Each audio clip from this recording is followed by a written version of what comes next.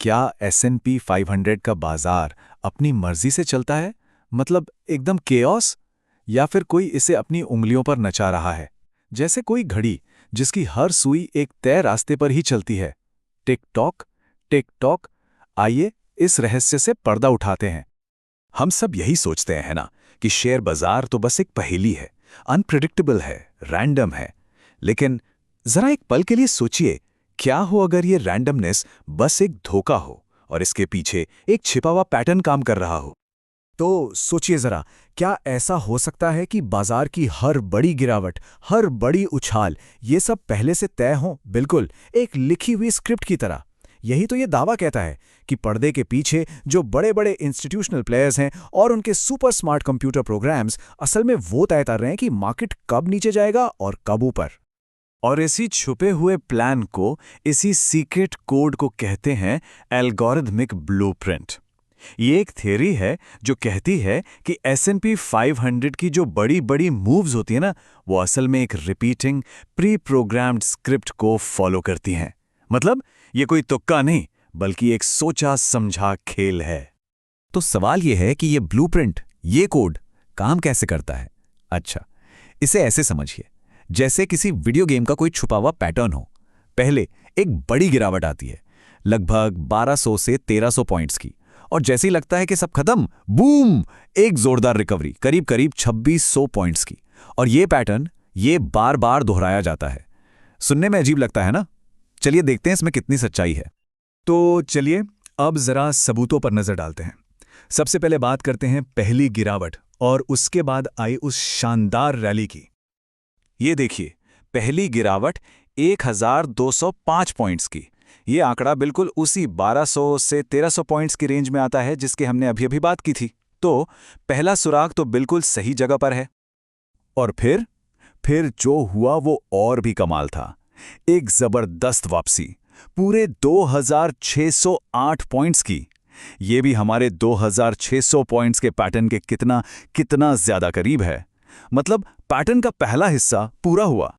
ठीक है, एक बार तो इत्तेफाक हो सकता है, किस्मत की बात हो सकती है, लेकिन असली सवाल यह है कि क्या ये पैटर्न दोबारा काम आया? चलिए फेज 2 में देखते हैं। और ये देखिए, दूसरी गिरावट 1319 पॉइंट्स, फिर से बिल्कुल उसी रेंज में। अब इसे महज एक इत्तेफाक कहना थोड़ा मुश्किल हो रहा है ना?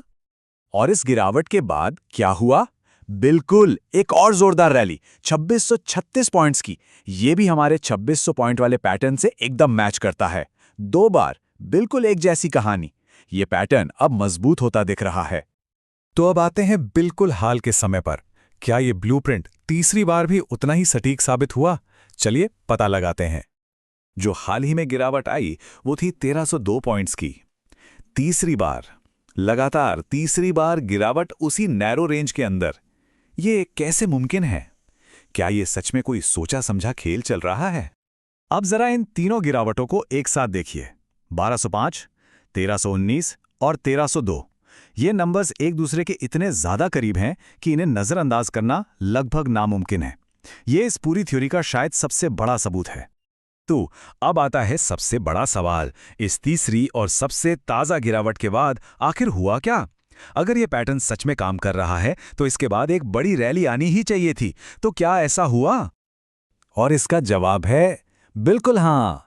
मार्केट ने 2665 पॉइंट्स की एक जोरदार जबरदस्त रैली की, और ये आंकड़ा भी पिछली दो रैलियों की तरह 2600 पॉइंट्स के बेहद बेहद करीब है।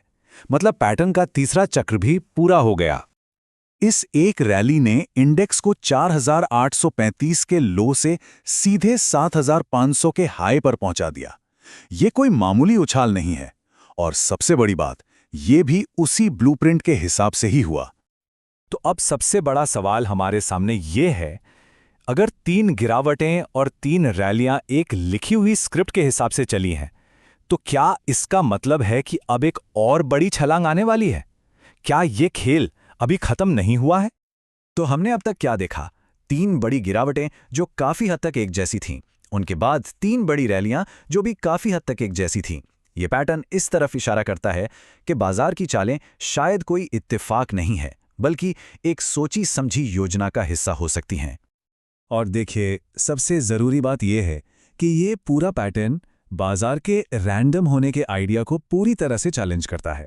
यह हमें मजबूर करता है कि हम मार्केट को एक नए नज़रिए से देखें, एक ऐसी जगह जहां शायद हर चाल के पीछे कोई ना कोई छिपा हुआ मकसद होता है। लेकिन ये सारी बातें हम एक बहुत बड़े, बहुत गहरे सवाल पर लाकर खड़ा कर देती हैं। अगर बाजार सच में एक स्क्रिप्ट पर चल रहा है, तो फिर सवाल ये है कि इस स्क्रिप्ट को लिख कौन रहा है? इस पर सोचिएगा जरूर।